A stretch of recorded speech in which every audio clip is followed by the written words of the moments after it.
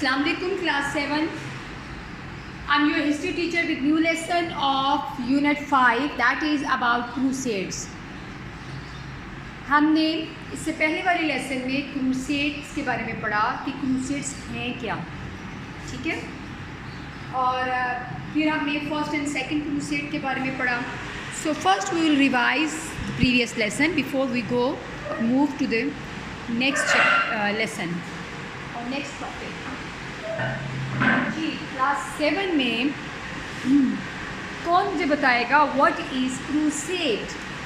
Crusade basically एक specific term है for a specific type of war. So who will share this what is crusade. जी बेटे आप बताइए. आमना बेटे what is crusade. Very good. These are holy wars. These are wars for, or you can say series of war.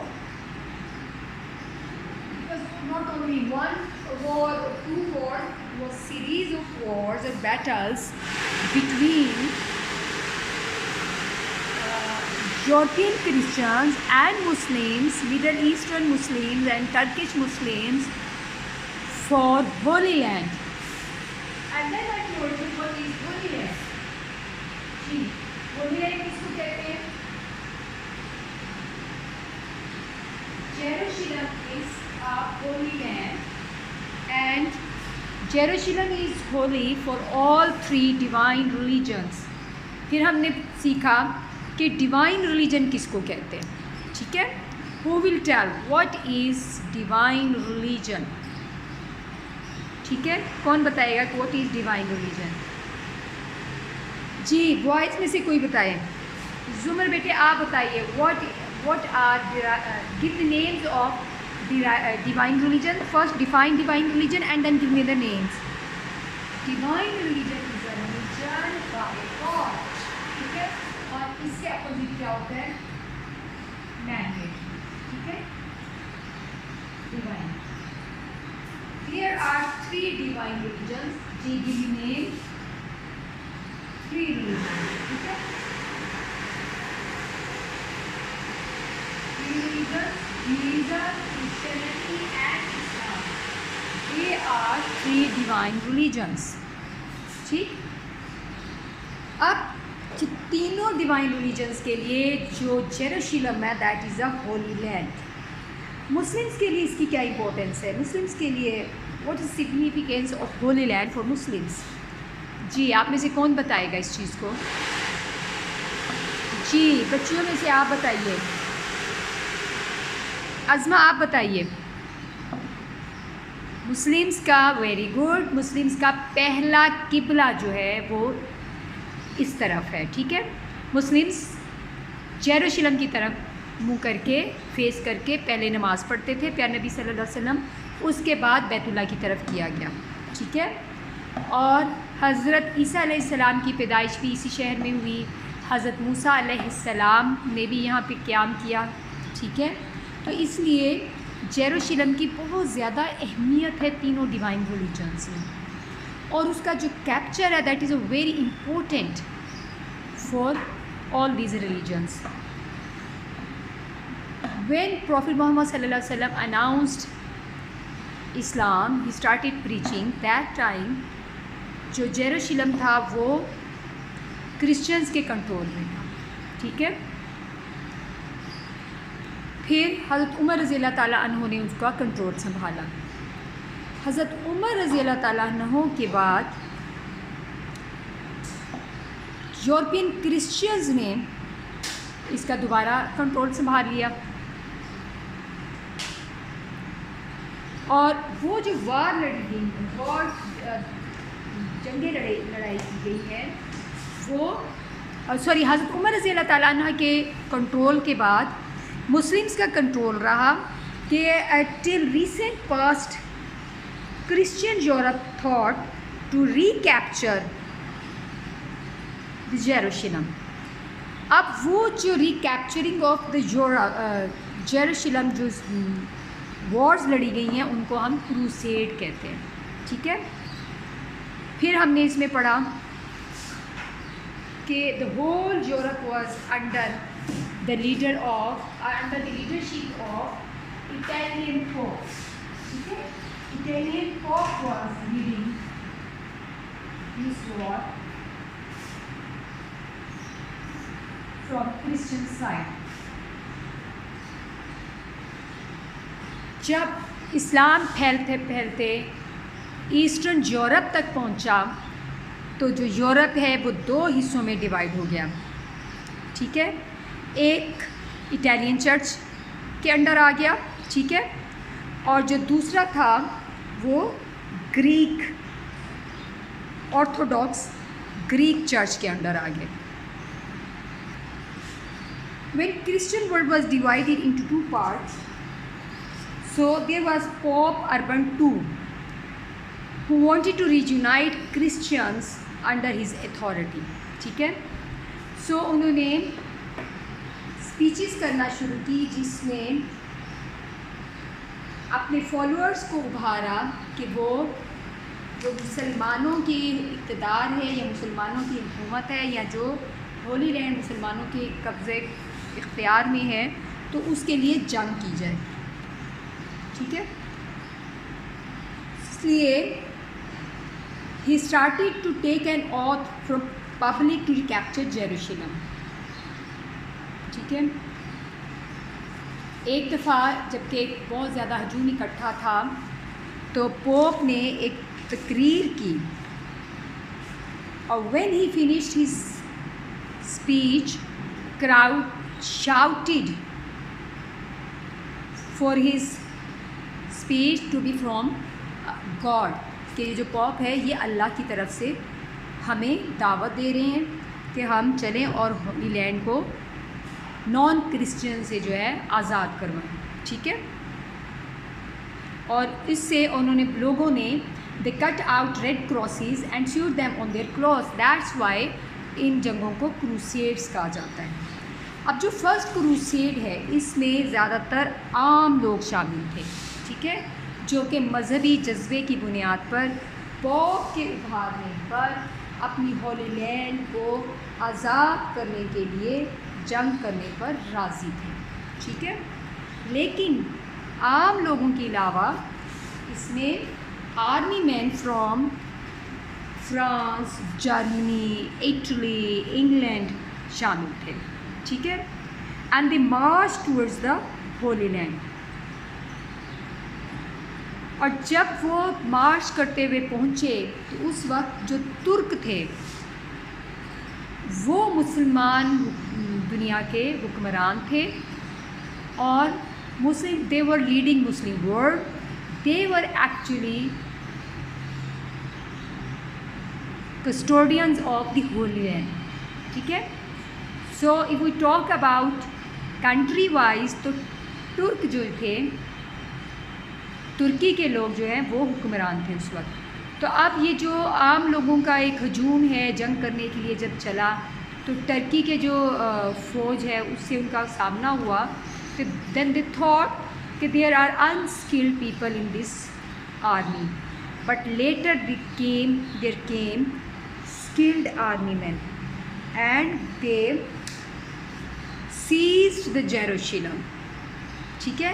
in 1199 first time Crusaders they seized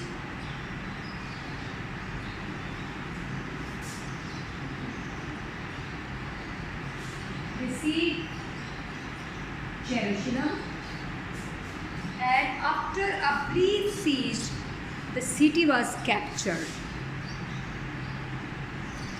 और जब Crusaders entered the walls of the Jerusalem, they behaved very cruelly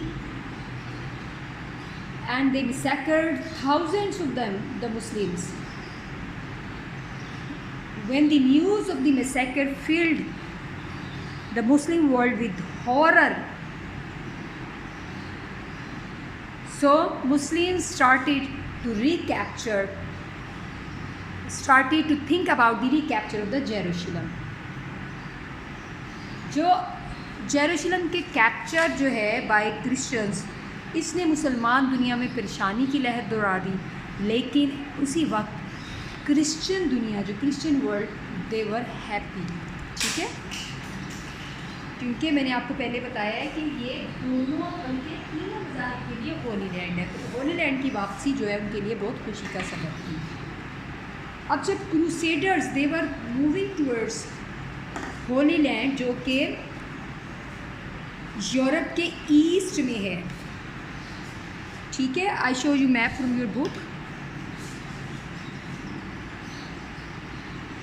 यहाँ से जब वो आए तो उन्होंने रास्ते में देखें ये स्टेट्स कायम की कब्ज़ा करके। ठीक है,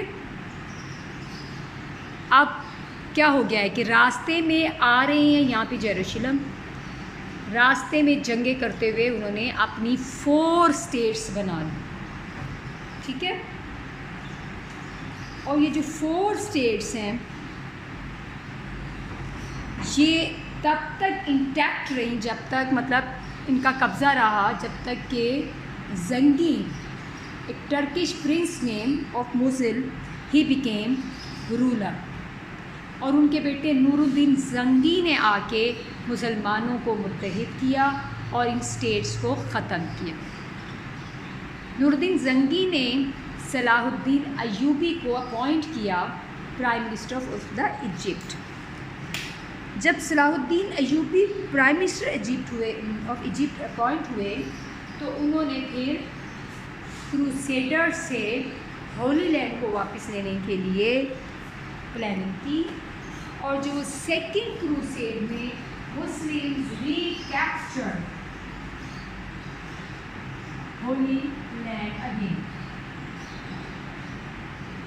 सेकंड क्रूसेड, ठीक है, सेकंड क्रूसेड के बाद यूरोप के जितने भी प्रोमिनेंट कंट्रीज़ हैं उनके किंग्स ने मिलके एक थर्ड क्रूसेड लड़ी। ठीक है, थर्ड क्रूसेड, इसमें यूरोप के तमाम prominent countries, England, Germany, France शामिल थे। काफ़ी ज़्यादा जंगे, मतलब थर्ड बैटल काफ़ी ज़्यादा दिन जो है वो बरकरार रही, लेकिन उसमें मुस्लिम्स को ही फतह मिली। और फिर after the death of king of Germany and departure of the king of the France, जो किंग ऑफ इंग्लैंड थे उनका नाम था रिचर्ड द लायनहार्ट। उन्होंने सलाहुद्दीन अय्यूबी के साथ जंग लड़ी। रिचर्ड द लायनहार्ट, ताकि होली लैंड को रिकैप्चर किया जा सके, लेकिन ऐसा नहीं हो सका। लेकिन during the war Salahuddin Ayyubi, who was head of Muslim army, and Richard the Lionheart, who was head of crusaders, उनके दरमियान आपस में इतने अच्छे टर्म्स डेवलप हो गए। दोनों बहुत बहादुर और बाहिम्मत और फराग दिल बादशाह थे कि दोनों ने एक दूसरे के लिए during the war even they had good feelings for each and other. कहा जाता है कि एक दफ़ा दौरान जंग रिचर्ड द लायनहार्ट जो किंग था, उसका हॉर्स, घोड़ा जो है वो गुम हो गया। तो सलाहुद्दीन अय्यूबी ने नोटिस कर लिया और उन्होंने अपने सिपाही को कहा कि जाके बादशाह को एक नया घोड़ा दो। इसी तरह कहते हैं कि जंग के दौरान बादशाह जब बीमार एक दफ़ा हो गया तो सलाहुद्दीन अय्यूबी ने अपना डॉक्टर और के लिए रिकवरी के लिए तहाइफ भेजे। अब जो थर्ड क्रूसेड है उसका नतीजा कुछ नहीं निकला। फर्स्ट क्रूसेड में क्रिश्चियन ने कैप्चर कर लिया, सेकंड क्रूसेड में मुस्लिम्स ने भी कैप्चर कर लिया, थर्ड क्रूसेड में कुछ चेंज नहीं आया और उससे फिर क्या हुआ कि दोनों बादशाहों ने एक दूसरे के साथ बात करके इस नतीजे पे पहुँचे कि जंग को ख़त्म किया जाए। अलबत्ता क्रिश्चियंस को भी इजाज़त दी जाए कि वो होली लैंड को विज़िट कर सकें और अपनी होली प्लेसेस को विज़िट कर सकें। So they had this agreement that Christian would be allowed to visit the Holy Lands. So this was the result of Third Crusade. उसके बाद है Later Crusades, छोटी मोटी, उसके बाद फिर जंगें लड़ी गई, लेकिन जो उसका पर्पस था कि रिकैप्चर ऑफ द जेरूशलम वो हासिल नहीं किया जा सका।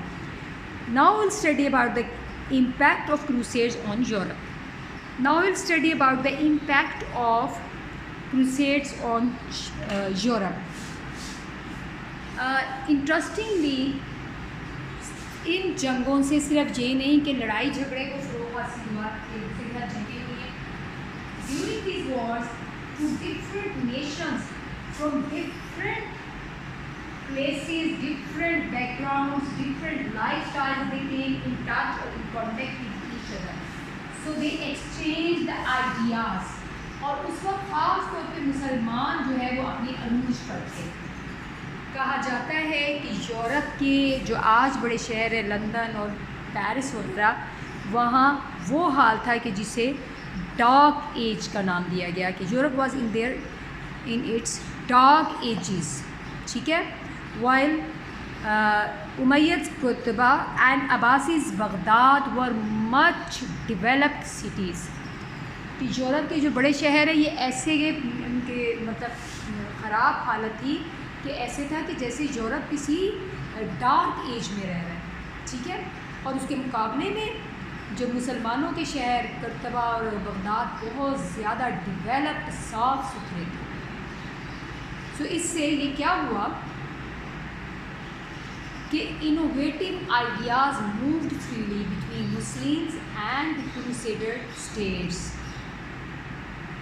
और ये आइडियाज़ जब वापस गए यूरोप में तो they start the renaissance and the age of exploration of 15th and 16th century, कि यूरोप ने अपने दोबारा अरूज हासिल किया जैसा कि ग्रीक पीरियड में था, ठीक है। इसी तरह यूरोपियंस जो है मैथमेटिक्स, इंजीनियरिंग, वॉरफेयर से उनको नए नए आइडियाज़ मिले। तो इम्पैक्ट ऑफ द क्रूसेड्स क्या था कि ना सिर्फ ये कि लोगों का एक दूसरे से रब्ता हुआ, बल्कि आइडियाज़ जो है वो फ्लो किए from Muslim world to the European world. और जो आज यूरोप अरूज पे है उसकी बुनियाद उन्हीं सालों में रखी गई, ठीक है। और उन्होंने मैथमेटिक्स, इंजीनियरिंग एंड वॉरफेयर में नए नए आइडियाज़ सीखे। और इसी दौरान उन्होंने जो रोमन डिफ़िकल्ट न्यूमेरल से move to Arabic simple counting, simple mathematics. जो आज मैथमेटिक्स है, जो आज काउंटिंग सिस्टम है, इसकी बुनियाद अरेबिक सिस्टम पर रखी गई। उससे पहले रोमन न्यूमेरल्स थे जो कि डिफ़िकल्ट हैं, ठीक है।